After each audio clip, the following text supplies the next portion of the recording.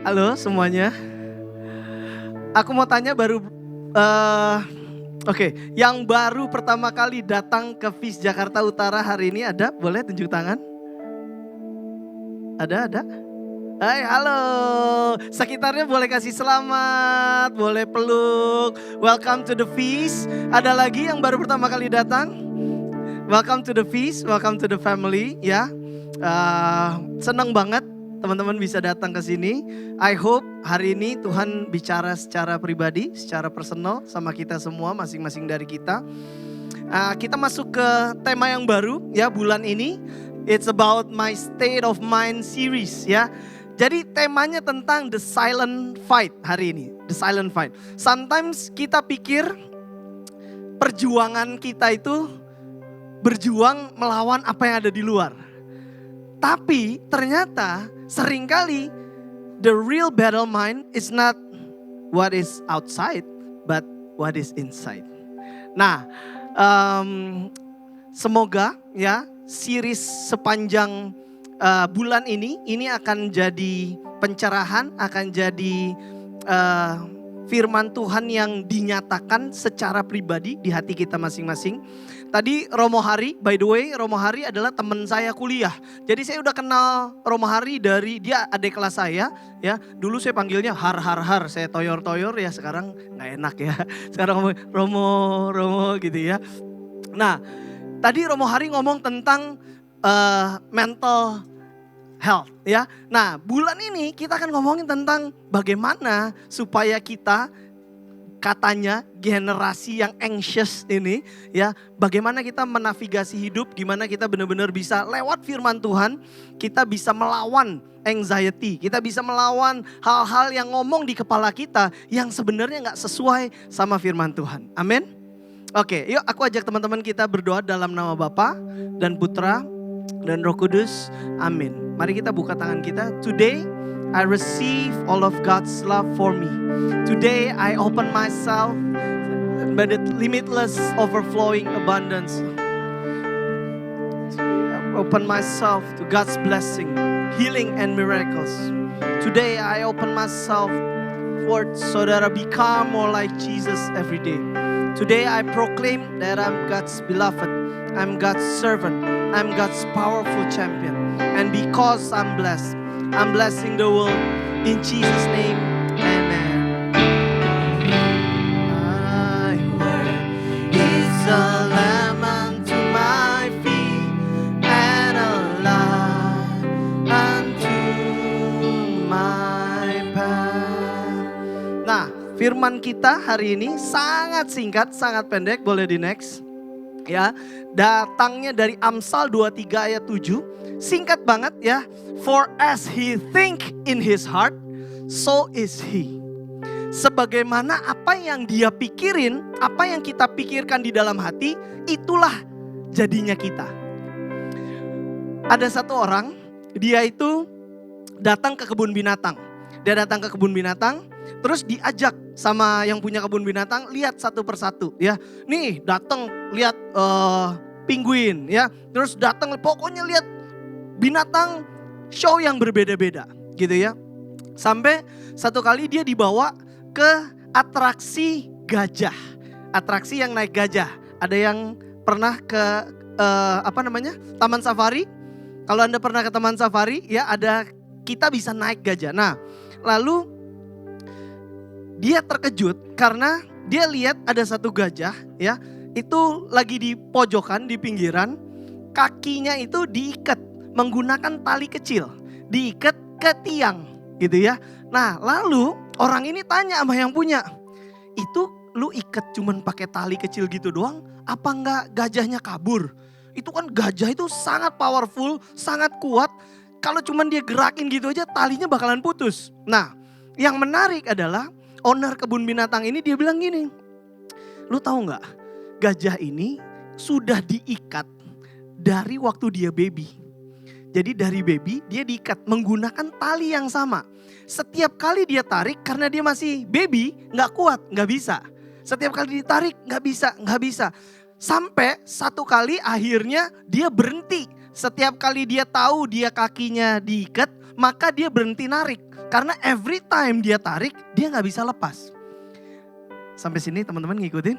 Lalu gajahnya pelan-pelan makin besar, makin besar, makin besar. Tenaganya makin besar. Yang dia tidak bisa lawan adalah di kepalanya setiap kali ada tali yang sama yang dari kecil dipakai untuk ngikat. Dia yakin bahwa dia gak bisa lepas dari tali tersebut. Teman-teman ngikutin? Padahal udah gede, bisa gak? Udah pasti bisa.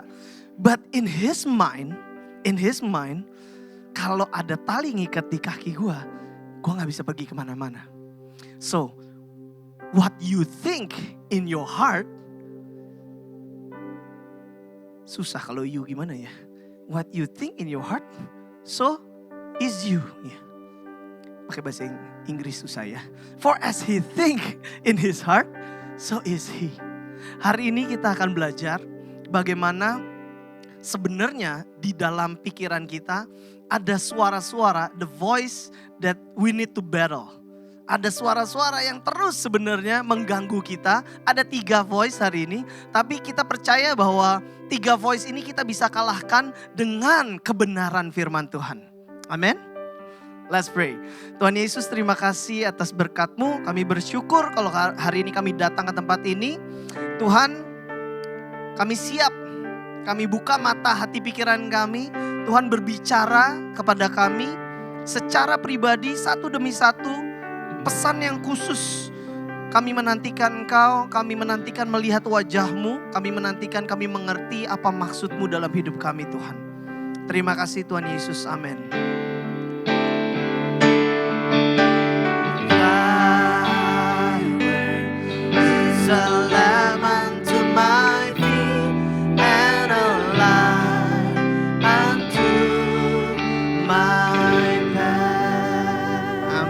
Silakan duduk teman-teman.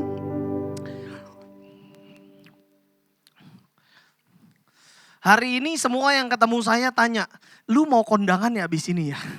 Atau abis kondangan ya? Karena jarang-jarang saya rapih ya Bapak Ibu ya. Saya biasanya lebih rapih kalau jadi usher daripada bawain sermon ya. Entah kenapa. Oke, boleh senggol kirinya ya. Senggol orang yang kiri. Bilang, "Woi, jangan ngantuk woi." Oke,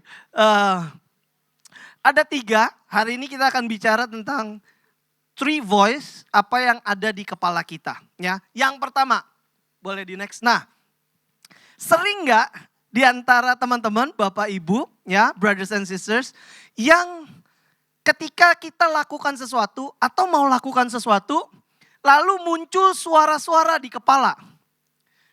Halo? Suara-suara yang bilang, kayaknya gak bisa deh. Apa benar?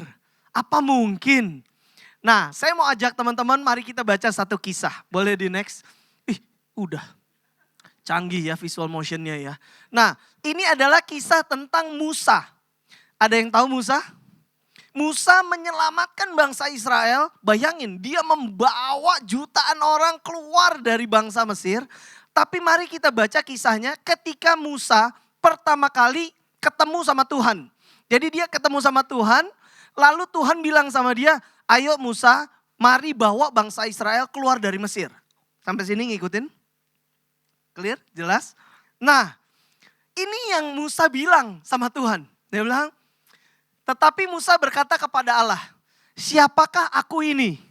Ada yang suka nanya kayak gitu, "Siapalah gue ini?" Jadi ini, siapalah gue ini? Gitu ya. By the way, Musa pun ngomong hal yang sama. Dia bilang, "Siapakah aku ini? Maka aku yang akan menghadap Firaun dan membawa orang Israel keluar dari Mesir." Anda tahu gak, sepanjang percakapan Musa sama Tuhan, itu berapa kali Musa ngomong kayak gini. Nanti teman-teman baca dan hitung sendiri. Anda akan terkejut bahwa seorang pahlawan di dalam Alkitab, orang yang membawa, bayangin ya, ini kita lihat komunitas ini, LOJF, sekarang kita terdiri dari I think about 1.500-an member, ya data terakhir, nggak tahu para pastoral ya, sekitar 1.500-an member. LG itu ada tolong LG berapa jumlahnya? Ya, 60-an ya kalau nggak salah ya, 60 hampir 70. Baru banyak LG yang pecah-pecah lagi membelah. Setiap feast, setiap minggu di Jakarta aja ya kita rata-rata sekarang jumlahnya feasters itu rata-rata sekitar 350 di Jakarta Utara. Di Barat itu antara 600 sampai 700. Jadi sekali feast di Jakarta itu 1.000 orang tiap minggu. Di Surabaya kurang lebih 200-an. Ya. Nah jadi kita ngelihat bahwa gila ya komunitas ini jumlahnya makin banyak. Makin banyak hal yang perlu dikerjain untuk tadi aku cerita report dana kita, betul? Bayangin seorang Musa bawa jutaan orang keluar dari penjajahan ngelewatin padang gurun. Jadi ini orang luar biasa, benar gak? Teman-teman ngikutin gak sih maksudnya? Ini orang yang luar biasa banget. Orang yang bisa bawa jutaan orang, mempengaruhi jutaan orang, membawa, ngikutin dia pergi ke tempat yang gak jelas, antah berantah. Sampai sini teman-teman ngikutin. Tapi waktu dia pertama kali, dia bilang, siapa aku Tuhan? Maka aku yang akan menghadap Firaun. Dia gak pede. Lalu kalau teman-teman baca, nanti baca aja ya di rumah ya tentang kisah Musa ini. Lalu banyak, akhirnya Tuhan tuh kasih dia tongkat, betul? Tuhan kasih tongkat. Bayangin ya, Tuhan kasih dia tongkat. Terus Tuhan bilang, aku akan menyertai kamu. Coba kamu lempar tongkat. Tongkatnya dilempar jadi ular. Halo teman-teman? Jadi dia lihat dengan mata kepala dia sendiri bahwa ketika Tuhan bilang lempar jadi ular, dia ambil lagi jadi tongkat. Jadi dia right in front of his eyes, he's seeing the miracles. Mari kita baca apa kalimat berikutnya setelah dia mengalami itu. Next. Lalu sahut Musa, bagaimana jika mereka tidak percaya kepadaku? Teman-teman ngikutin gak? Dia baru aja ngelihat tongkat dilempar jadi ular. Ular dipegang jadi tongkat lagi. Tapi dia bilang, gimana kalau mereka gak percaya sama gua? Gimana kalau mereka tidak percaya kepadaku dan tidak mendengarkan perkataanku? Melainkan berkata, Tuhan tidak menampakkan diri kepadamu. Teman-teman ngikutin? Lalu kalau teman-teman baca sepanjang cerita itu, Tuhan tuh nyuruh Musa macam-macam. Dia suruh Musa gini, tangan lu masukin ke dalam jubah. Lalu ketika dimasukin ke dalam jubah, tangannya jadi kusta. Dikeluarin lagi, tahir, sembuh lagi. Teman-teman ngikutin gak? Jadi dia ngalamin sendiri, kali ini bukan tongkat, tangannya sendiri. Masukin kusta, dikeluarin, sembuh. Halo? Mari kita lihat Musa ngomong apa habis itu. Next. Lalu kata Musa kepada Tuhan, Tuhan, ini orang lihat nih tangannya, kusta sembuh gitu ya. Tuhan, aku tidak pandai bicara. Dahulu pun tidak dan sejak engkau berfirman kepada hambamu pun tidak. Sebab aku berat mulut dan berat lidah. Next lagi. Tetapi Musa berkata, Tuhan. Jadi udah berulang kali Tuhan bilang, aku akan menyertai kamu, kamu tenang aja, kamu akan melakukan banyak mujizat, kamu akan melakukan tanda-tanda yang berasal dari aku. Ya, ditutup dengan Musa bilang, Tuhan, utuslah kiranya siapa aja yang patut engkau utus. So, even the heroes in the Bible, they are fighting the voice of doubt in their mind. Halo teman-teman? Waktu saya pertama kali diajak makan sama David, sama Yolanda, saya udah sering cerita ya. Ketika mereka ajak saya makan untuk, mereka cerita bahwa kita mau buka feast di Jakarta Utara. Mau minta lu sama Anne buat pegang feast di Jakarta Utara. Dia bilang, tenang aja, lu pikirin tenang-tenang, tapi lu cukup tahu gak ada orang lain lagi selain lu katanya. Gimana kita bisa tenang ya? Anda tahu gak? Tepat pulang dari situ, yang ada di kepala saya apa? Exactly. Yang ada di kepala saya, siapa gua? Tuhan kagak salah. Ini orang yang, kalau teman-teman yang lama ada di LOJF, tahu saya, teman-teman pernah lihat saya datang pakai celana pendek ke feast. Kalau saya jadi David, yakin. Anda nangkep gak? Halo? Yang tepat langsung begitu pulangnya dari ke bahasa, siapa gila kok bisa? Kok gimana caranya? Tuhan suruh bangun Fish Jakarta Utara gimana caranya gitu ya. Exactly. Aku mau tanya, berapa banyak dari antara teman-teman ketika Anda mau melakukan sesuatu yang baru, mau melakukan mission yang baru atau calling yang baru, lalu yang muncul adalah suara-suara yang meragukan. Ada? Ada? Halo? Ada ya? Hari ini aku mau bilang sama teman-teman, that's okay. Because the heroes in the Bible, mereka juga mengalami hal yang sama. Bahwa doubt is not a proof. Listen. Ini tanamkan di dalam hati teman-teman semua. That doubt is not proof of unqualified. Bahwa kalau di hati kamu ada keraguan, itu bukan berarti kamu unqualified. It is just proof that you are a human. Because even Moses doubt himself. Halo teman-teman? The voice of doubt, teman-teman lawan. Oke? Yang pertama the voice of doubt. Yang kedua, next.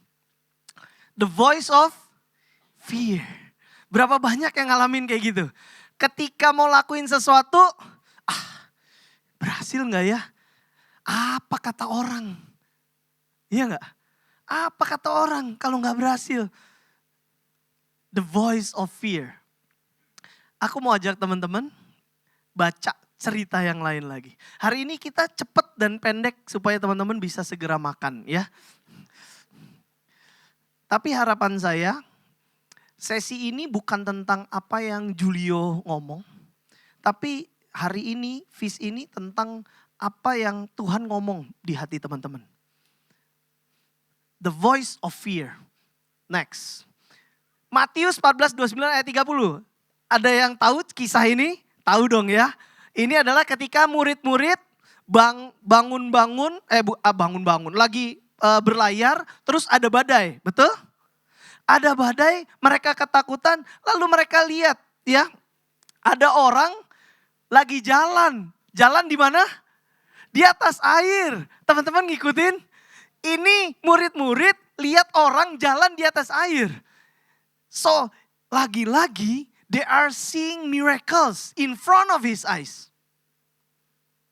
Halo teman-teman? Lalu Petrus sebagai sanguinis yang ngomong dulu baru mikir. Ada orang sanguinis di sini? Sayalah orang sanguinis ya. Saya ngomong dulu baru mikir. Lalu Petrus bilang, kalau lu bener Yesus, biarin gue datang sama lu. Biarin gue jalan di atas air. Betul? And then Petrus keluar dari perahu, nginjak. Saya bayangin kalau saya jadi Petrus, kan ragu-ragu juga, benar gak? The voice of doubt, the voice of fear. Kalau tenggelam gimana, bayangin lagi badai, ya kan? Dia nginjak gitu ya, dia nginjak, beneran loh, melayang gua gitu kan. Satu kaki lagi, beneran dia jalan di atas air. Kalau teman-teman baca, maka Petrus turun dari perahu dan berjalan di atas air. Lagi-lagi Petrus sedang real time mengalami mujizat. Benar gak? Dia lagi real time mengalami mujizat. Mana ada sih manusia di muka bumi ini yang pernah ngerasain jalan di atas air selain Yesus sama Petrus? Benar gak? Halo? Jadi dia lagi mengalami mujizat di dalam hidupnya secara real time. But listen, tetapi ketika dirasanya tiupan angin, ditiup ya, takutlah dia. Lalu mulai tenggelam. So even orang yang sekarang sedang mengalami mujizat sebenarnya di dalam hidupnya, sangat mungkin ketika ditiup sedikit aja, tiba-tiba ketakutan mulai masuk. Halo teman-teman. Lalu ketika dia takut, dia mulai tenggelam. Lalu berteriak, Tuhan tolonglah aku. Kalau kita lihat kisah ini, ya, ketakutan itu datangnya bukan dari kenyataan hidup yang sedang dialami. Because Peter lagi mengalami mujizat, benar nggak? Halo teman-teman? Dia lagi mengalami mujizat. Jadi realitasnya dia sedang jadi satu-satunya orang selain Tuhan yang sedang mengalami mujizat, jalan di atas air. That fear doesn't come from reality. It comes from a misplaced focus. Karena sebelumnya waktu dia jalan, dia fokusnya kemana? Dia fokusnya lihat Tuhan, betul nggak? Tapi waktu dia rasa tiupan angin, dia mulai berasa air-air gitu ya.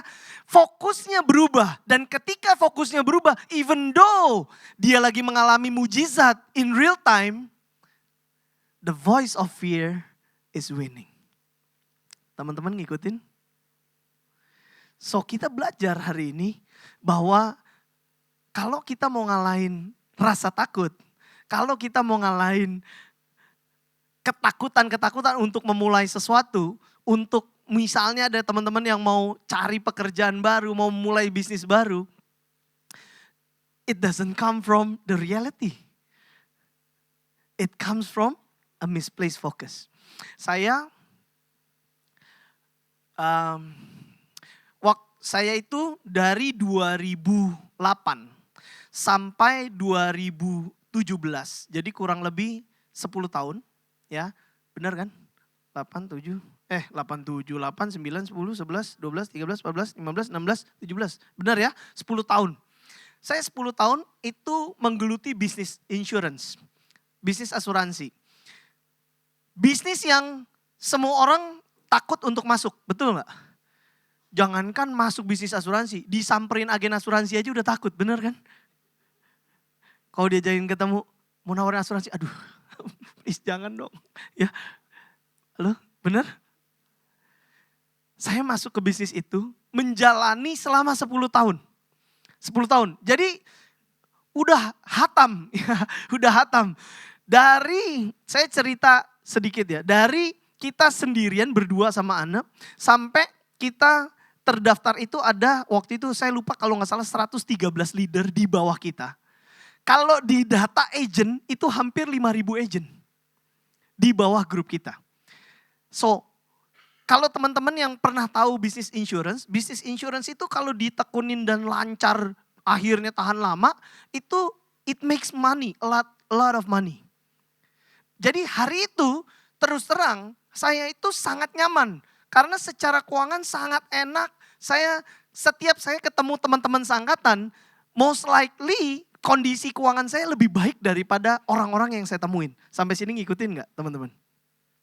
And then satu kali kita memutuskan untuk kita keluar dan kita bangun bisnis sendiri.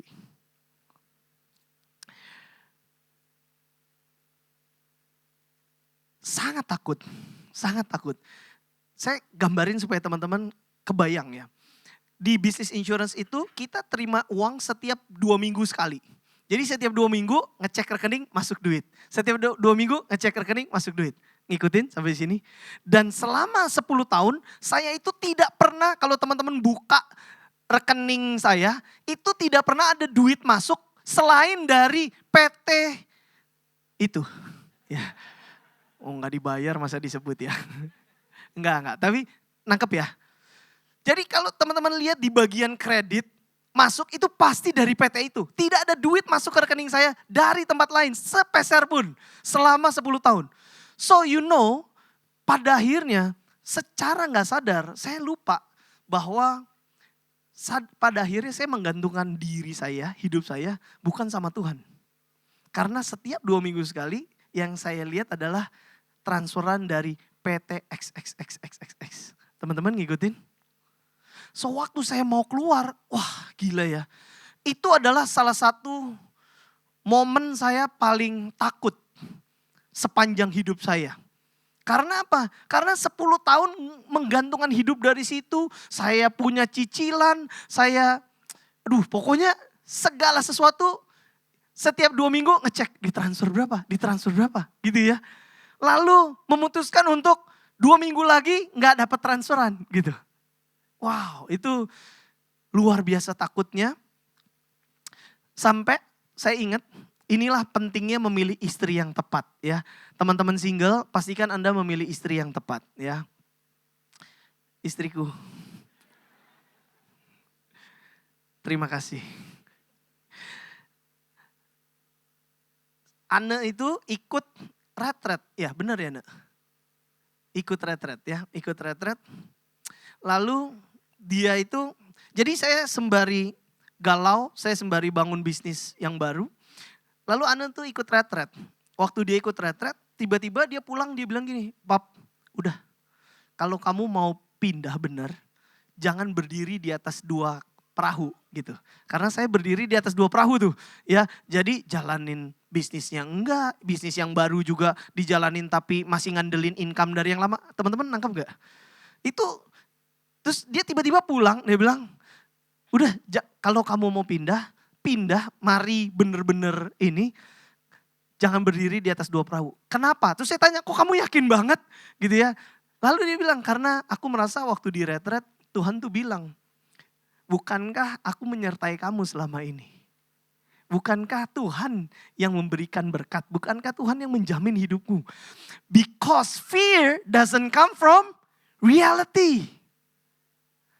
Ketakutan itu datangnya karena fokus yang salah. Kenapa saya takut? Karena saya pikir yang menghidupi saya selama ini adalah transferan dari perusahaan. Teman-teman ngikutin gak? Tiba-tiba after Anne ngomong gitu, begitu Anne ngomong gitu, dia bilang, "Ayo let's go. Tuhan yang jamin, Tuhan yang ini." Tiba-tiba saya berani teman-teman. Ya, tiba-tiba fokusnya benar. Tiba-tiba badai, hujannya gak terlihat. Yang terlihat apa? Yang terlihat Tuhan lagi berjalan di atas air. Kalau Tuhan berjalan di atas air, Julio jalan di atas air. Teman-teman ngikutin gak? Tiba-tiba saya berani. And then we move to this business, kita bangun bisnis ini dan Tuhan buktikan ternyata lewat bisnis itu kita bahkan diberkati secara materi lebih besar daripada dulu kita jalanin bisnis asuransi. Padahal di otak saya gak mungkin ada bisnis yang lebih bisa ngasih saya duit lebih banyak daripada bisnis ini gitu. Teman-teman ngikutin gak? Tapi hari itu Tuhan buktikan bahwa kalau kamu takut itu bukan karena kenyataannya kayak gitu. Itu cuman karena kamu gak lihat pada tempat yang benar. Halo teman-teman. Hari ini aku mau memberikan penguatan pada teman-teman. Kalau kamu sering mengalami the voice of fear in your heart, in your mind, shifting the focus. Jangan lihat badainya, lihat siapa yang lagi jalan di atas air di tengah badai. Amin. Boleh senggol yang kanannya sekarang ya. Jangan takut. The voice of apa yang pertama? The voice of doubt. Ya, ragu-ragu itu membunuh ya. Ragu-ragu itu membuat orang gak berani pindah, gak berani maju. Ragu-ragu itu membuat orang tidak berani bertindak. Lalu ketakutan, sama. Ketakutan membuat orang tidak berani action. Betul teman-teman? Lalu yang ketiga, nah ini yang paling bahaya. The voice of lies. Bahwa ada suara-suara di kepala yang mengatakan yang tidak benar. Saya mau kasih lihat satu video, teman-teman bisa lihat. Saya yakin kalau teman-teman nonton video ini, otak Anda akan tiba-tiba cespleng. Ya, cespleng. Karena Anda kan, kok bisa gitu ya? Siap-siap ya, ready ya. Oke, mari kita nonton. Ini video cuma 9 detik.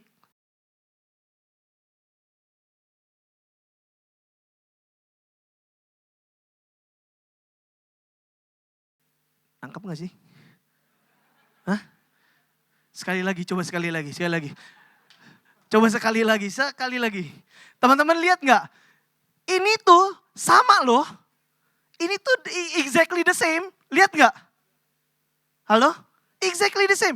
Gambar yang sama, dipindahin jadi kecil di bawah sini. Bukan jadi kecil, jadi terlihat kecil. Teman-teman ngikutin gak?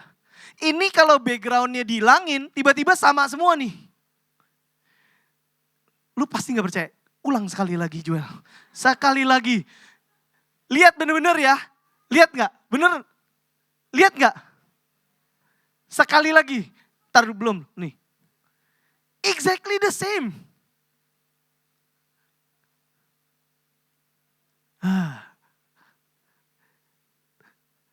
Teman-teman, otak Anda tuh sering menipu Anda. Halo? Otak Anda sering menipu Anda. Kenapa fan di belakang terasa lebih besar? Karena perbandingan terhadap sekitar, kan makin ke belakang makin jauh, pohonnya makin kecil. Teman-teman ngikutin gak? Pohonnya makin kecil ke belakang sehingga fan dengan ukuran yang sama dipindahin langsung terasa ini, bayangin ini sama ini jauh banget, bener gak? Padahal it is exactly the same picture, sama, keropan yang sama. Teman-teman ngikutin?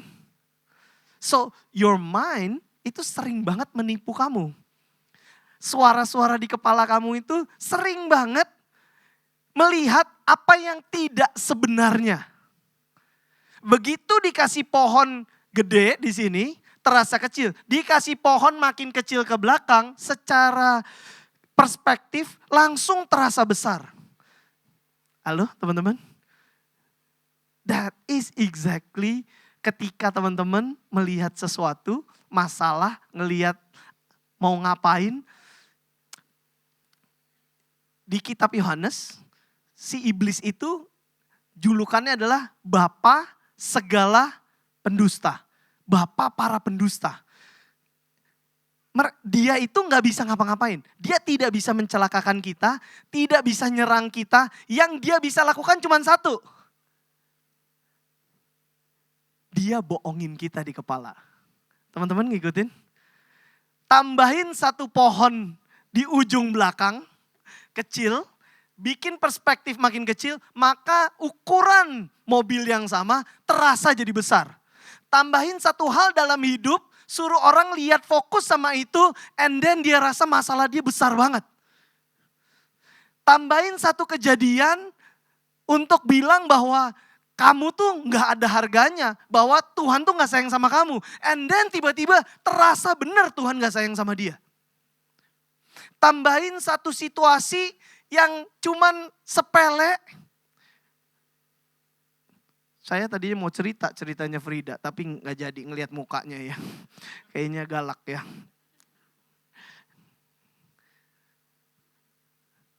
Boleh kan cerita? Gak boleh. Tadi lagi ngomong apa ya? Tambahin sedikit. Ada kejadian, ada omongan orang sedikit. Tiba-tiba kita percaya bahwa kita tuh gak berharga. Tiba-tiba kita percaya bahwa kita gak bisa. Tiba-tiba kita percaya bahwa emang ya udah gue segini-gini aja. Halo teman-teman? The voice of lies. Listen. You don't defeat thoughts with feelings. You defeat thoughts with the truth.